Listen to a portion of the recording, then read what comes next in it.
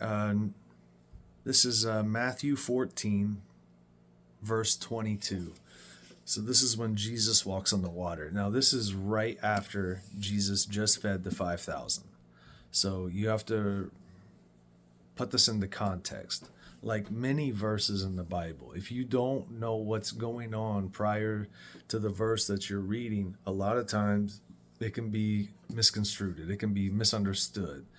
So it's very, very, very important to understand where the writer is coming from, the context. So like I said, they just fed the 5,000. So you have 5,000 people, that's just men, 5,000 men on the shore. So immediately he made the disciples get into the boat and go before him to the other side, while he dismissed the crowds. And after he dismissed the crowds, he went up to the mountain by himself to pray. When evening came, he was there alone, but the boat by this time was a long way from the land, beaten by the waves, for the wind was against them. And in the fourth watch of the night he came to them, walking on the sea. But when the disciples saw him walking on the sea, they were terrified, and said, "It is a ghost," and they cried out of fear. But immediately Jesus spoke to them, saying, "Take heart, it is I. Do not be afraid." And Peter answered him, "Lord, if it is you, command me to come to you on the water." He said, "Come." So Peter got out of the boat and walked on the water and came to Jesus. But when he saw the wind and waves, he was afraid and began to sink. He cried out, "Lord, save me." Jesus immediately reached out his hand, took hold of him, saying, "O you of little faith, why did you doubt?" And when they got into the boat, the wind ceased, and those in the boat worshipped him, saying, "Truly, you are the Son of God." Okay, so there's a few things to unpack here. First, as soon as Jesus got done performing his miracle with the 5,000, and he told his disciples to hop into the boat and go across the land, and he would meet them after he got done praying. The first thing that you need to take into consideration is after he did this, he went and prayed. So that alone tells us that if we come across some miraculous feat that we are able to accomplish, it's not actually our accomplishment. We can't accomplish anything without God's provision. So let that be a lesson.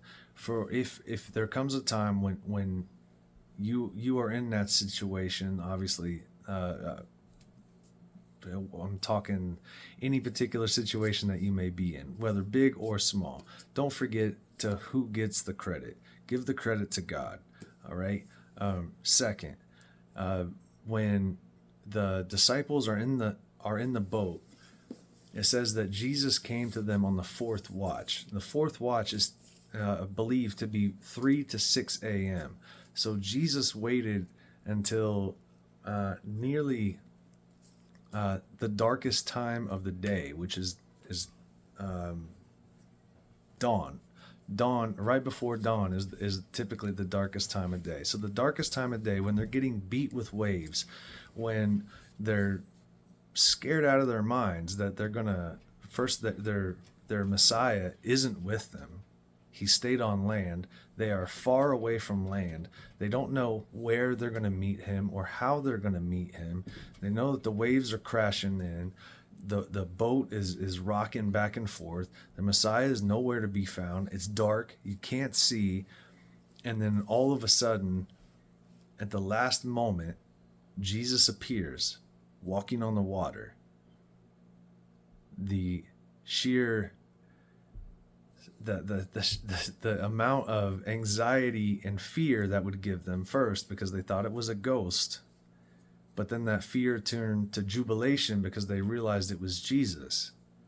Now, out of all the disciples that were in the boat, Peter was the one who actually jumped up first and tried to go to Jesus. And Jesus told him, Peter asked Jesus, "If it is you, ask me to come to see you." So he did, and Peter stepped out of the boat and started walking. But then when the waves and the wind and everything else was going on, he got fearful and he started to fall. And Jesus picked him up and said, "O ye of little faith." Now, the crazy thing about that is Peter was the one who got out of the boat. The other disciples didn't even bother doing that. Now, chances are they probably all were just as excited to see Jesus and would have just as plainly wanted to get out of the boat and to come stand next to him just as Peter did. But they didn't react the way that Peter reacted, and they didn't listen to the small voice that would have been inside their head or their heart telling them that here's my Savior, let's go be with him. Instead, they played it safe and stayed in the boat. And Jesus called out Peter for having little faith. Now think about that. Peter was the one who stepped out of the water and started to fall into the water. And Jesus responded to him saying, "Oh, Peter, you of little faith." Oh, that's a shot to the heart if I'm Peter. But the fact of the matter is it allows us to understand what Jesus expects of us. Again, just like with the 5,000, Jesus doesn't need us to look at the whole situation. Okay, first, Jesus or God always comes through and seems like their own time, and it's always at the last minute.